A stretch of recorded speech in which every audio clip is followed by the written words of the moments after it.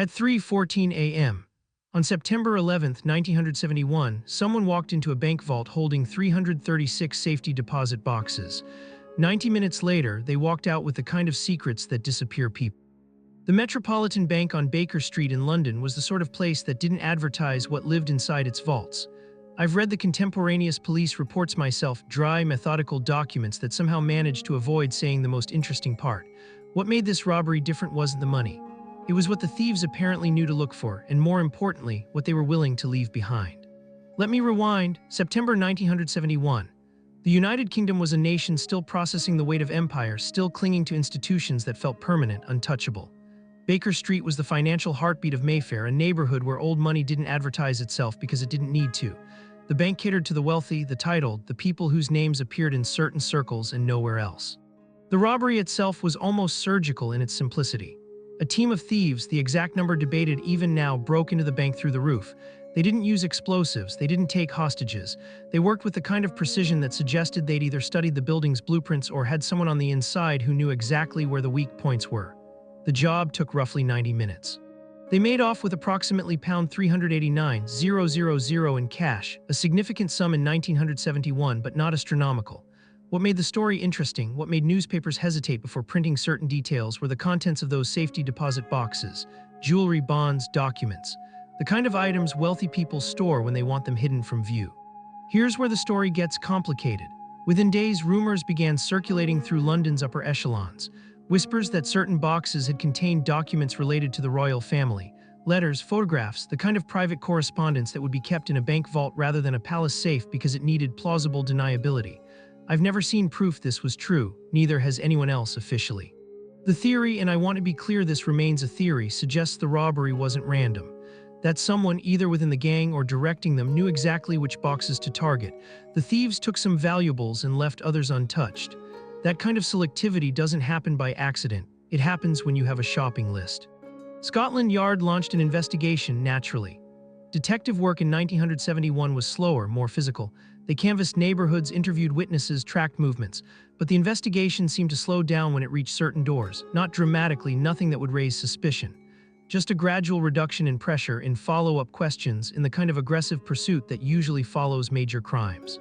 One gang member was eventually arrested and convicted, a man named Michael Rilton. He served time but never revealed the full scope of the operation. The others vanished into history. No dramatic confessions, no deathbed revelations, no leaked documents.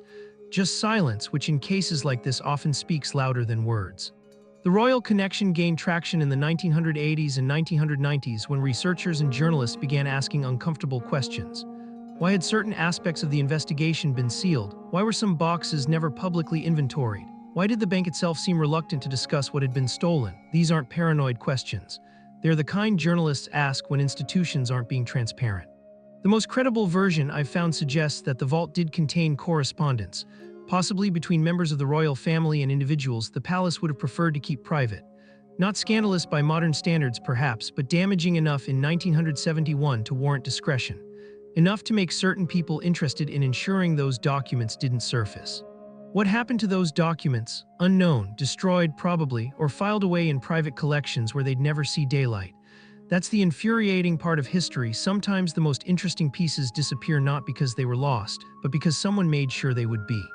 The Baker Street robbery remains officially unsolved in terms of full accounting. We know who some people involved were. We don't know who planned it or who benefited from the information contained in those boxes. The police files from the original investigation were released decades later, but with significant redactions. Entire pages blacked out. The kind of censorship that suggests institutional embarrassment.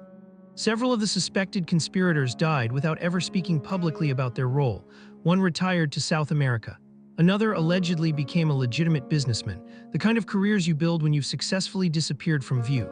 I've never found reliable confirmation of these details. They exist in that murky space between documented fact and informed speculation.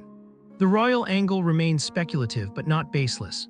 It's supported by the behavior of investigators, the reluctance of the bank to discuss details, and the peculiar selectivity of what was taken.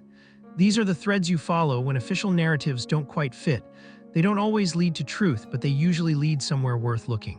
What I find most telling is what happened after. The bank's security was quietly upgraded. Baker Street's reputation shifted slightly, still prestigious, still exclusive, but carrying a whisper of vulnerability. The institution had been breached, not just physically, but in terms of its discretion. Someone had accessed secrets that weren't meant to be accessed. The system that kept those secrets safe had failed.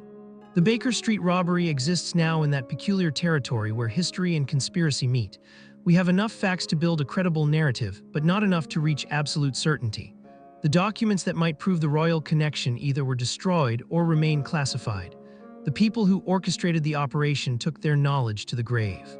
This is what separates the Baker Street job from other heists. Most robberies are about the money or the objects taken.